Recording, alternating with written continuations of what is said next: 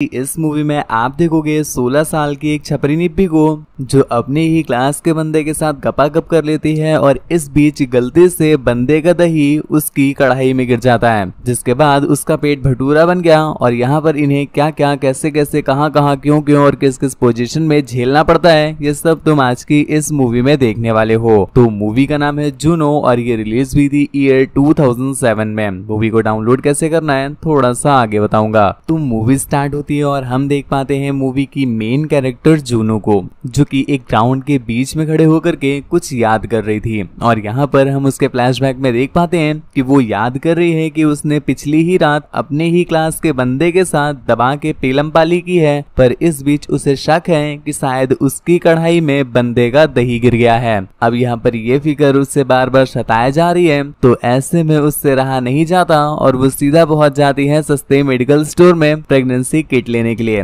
यहाँ पर वो बंदा भी बहुत ज्यादा हैरान था क्योंकि ये निब्बी तो बस 16 साल की ही थी। ऐसे में अगर पेट भटूरा बन गया तो पूरे घर में रायता फैल जाएगा। इस वजह से वो उसका थोड़ा बहुत मजाक बनाता भी है, लेकिन फिर वो उसे प्रेगनेंसी किट दे देता है। वहाँ पर जूनो जाकर के जब चेक करती है तो भाई साहब उसकी तो फटके चकनाचूर हो गई, क्योंकि यहाँ पर वो सच में प्रेग्नेंट हो गई थी। भाई साहब एक तरफ तो उसकी फट रही है और दूसरी तरफ ये टेंशन कि जिस बंदे ने ये पेट भटूरा बनाया है वो तो उसका बॉयफ्रेंड तक नहीं है, वो तो बस उसका क्लासमेट है और पिछली रात ज्यादा गर्मी बढ़ जाने की वजह से बस इन लोगों ने साथ में पलंग तोड़ा था। अब भाई साहब उसकी फट तो रही है, इसलिए वो सीधा जाती है इस कार्यकर्ता के ओनर के पास। अब भाई साहब प्लिक के बारे में तुम एक बात पहले ही क्लियर कर लो कि ये बंदा थोड़ा सा टिकटॉक किया है। जी हाँ, सही समझे आप। चिकनाई इसके गालों से लेकर पैरों तक है और मिठास तो इसकी बातों में झलकती है। तो ऐसे में भाई साहब एक पल के लिए तुम भी कंफ्यूज हो गए होगे कि इसके पास तो गोली ही नहीं होगी। तो हाँ मेरे भाई, मैं भी कंफ्यूज हो गया था,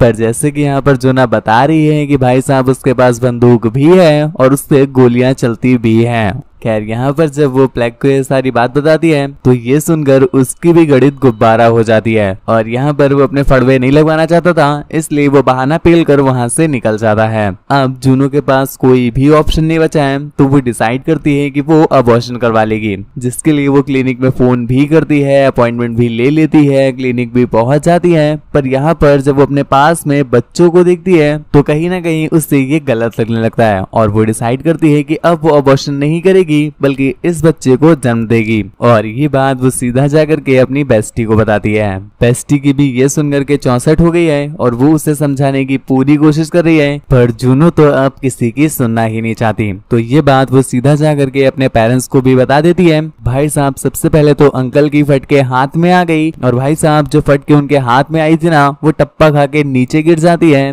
जब जूनो उन्हें बताती है कि उसके मटके में किसी और का नहीं बल्कि प्लग का दही गिरा है। भाई साहब अंकल जी का रिएक्शन देखते एक पल के लिए तो उन्होंने भी मेरी और तुम्हारी तरह रियलाइज कर लिया था कि प्लग के लिए कोई लड़की नहीं बल्कि लड़का ढूंढना पड़ेगा, क्योंकि उसका काम शायद लड़कों से होगा। पर उसने तो उनकी ही बिटिया के फड़वे लगा दिए। और यहाँ पर वो एक बार फिर से उससे क्लियर करते हुए कहते हैं वो उसके पास तो बंदूक ही नहीं है, तो तुम्हारा शिकार किया किसने। तो यहाँ पर उनकी बिटिया उन्हें क्लियर करती है कि पप्पा आपको क्या लगता है कि बंदूक के नाम पे उसके पास राइफल तक नहीं है, तो हम आपको बता दें कि वो पूरी की पूरी ऑम लेके घूम रहा है। खैर ये सुनने के बाद उसके पेरेंट्स भी मान जाते हैं। अब फैमिली मान गई है तो बउआ बाहर आ जाएगा, लेकिन ये 16 साल की छपरी निब्बी, इसे तो अभी 19 का पहाड़ा भी ठीक से नहीं याद है, तो ऐसे में ये अपने बउआ का क्या ही ख्याल रखेगी। तो ये लोग डिसाइड करते हैं पेपर में एक एडवर्टाइजमेंट देखने के बाद कि वो इस फैमिली को अपना बच्चा दे देंगे, क्योंकि वहां पर एडवर्टाइजमेंट में यही लिखा था कि इस फैमिली को बच्चे की तलाश है। जिसके अगले ही दिन जूनो अपने डैड के साथ चली जाती है उस फैमिली के घर विजिट करने। आंटी का नाम वनिशा है तथा उनके एकमात्र पतिदेव का नाम मार्क है। खैर ये लोग जब बातें कर रहे थे तो इसी बीच हम देख पाते हैं मार्क की पैंट जूनो को देख करके अचानक से टाइट होने लगी है। कुछ देर के बाद जूनो जब वॉशरूम जाती है तो उसके पीछे पीछे सूंघते सूंघते मार्क भी वहां पर पहुंच जाता है और यहाँ पर जबरदस्ती लबर लबर करके उससे बातें करना स्टार्ट कर देता है। वो उसके साथ जबरदस्ती टाइम स्पेंड करने की कोशिश करता है और यहाँ पर उसकी वाइफ वनिशा भी इन दोनों को ऐसे देख करके बहुत ज्यादा खुश हो जाती है, क्योंकि उसे तो यही लग रहा था कि ये दोनों अच्छे से घुलने मिलने के लिए टाइम स्पेंड कर रहे हैं। कुछ देर तक बातें करने के बाद जुनू को भी लगने लगता है कि शायद उसने एक अच्छी फैमिली सेलेक्ट कर ली है और इसके अगले दिन वो डॉक्टर के पास जाती है चेकअप के लिए। तो यहाँ पर डॉक्टर उसे उसका बच्चा दिखाती है, जिसे देख करके ये लोग बहुत ज्यादा खुश होते हैं और जुनू डिसाइड करती है कि वो उस फोटो को लेकर के सीधा उसी फैमिली के पास जाएगी उन्हें दिखाने। तो ये फोटो लेकर के वो सीधा वहाँ पहुंची है, पर यहाँ पर वेनिशा आंटी नहीं थी, तो वो मार्क को ही ये फोटो दिखाने लगती है।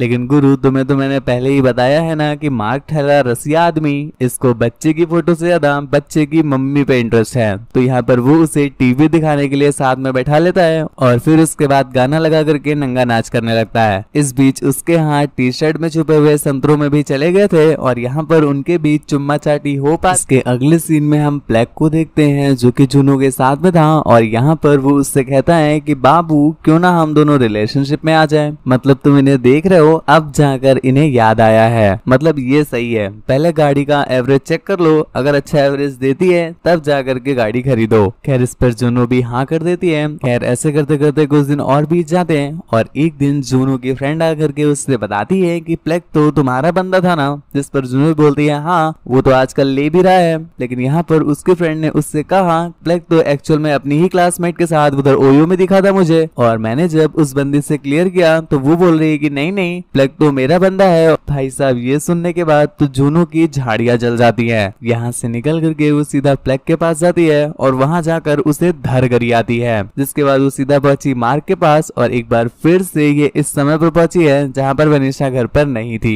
तो मार्क इस बार उसके साथ लबर लबर करते हुए सीधा उसके संतरों पर अटैक कर देता है और जाकर उसे क्लियर करता है कि बाबू तुम मेरे साथ ही रहो ना, मैं तुम्हारी लेना चाहता हूँ और अगर तुम मेरे साथ आ जाओगी तो मैं वेनिशा को डाइवोर्स दे दूंगा। भाई साहब ये सुनने के बाद तो जुनू की ऑलरेडी थोड़ी सी फटी हुई थी, वो पूरी फट के गुब्बारा हो जाती है कि मैं तो सोच रही थी कि ये बंदा एक अच्छा फादर बनेगा, पर भाई साहब ये तो एक अच्छा हस्बैंड भी नहीं है। आते जाते किसी की भी लेने के लिए ये अपनी वाइफ को डाइवोर्स देने तक को रेडी है, तो भाई साहब ऐसे में ये मेरे बच्चे का क्या ही ख्याल रखेगा। इसलिए वो बहुत ज्यादा दुखी मन से वहाँ से वापस चली आती है। घर जाकर उसके फादर को जब उसने ये बात बताई तो उसके फादर उसे समझाते हुए कहते हैं कि बच्चा तुम टेंशन मत लो, सब कुछ ठीक हो जाएगा और देखना एक दिन तुम्हें एक बहुत ही अच्छा सा लड़का मिलेगा। पर यहाँ पर वो चचा से बताती है कि मुझे कोई और नहीं चाहिए, बल्कि मुझे मेरी ही सस्ती वाली मिठाई पसंद है। जिसके अगले दिन जाकर के वो सस्ती मिठाई से मतलब प्लेग से कन्फ्रंट कर लेती है कि वो उससे ही प्यार करती है और उसी के साथ शादी करना चाहती है। यहाँ पर प्लेग भी उससे मना नहीं करता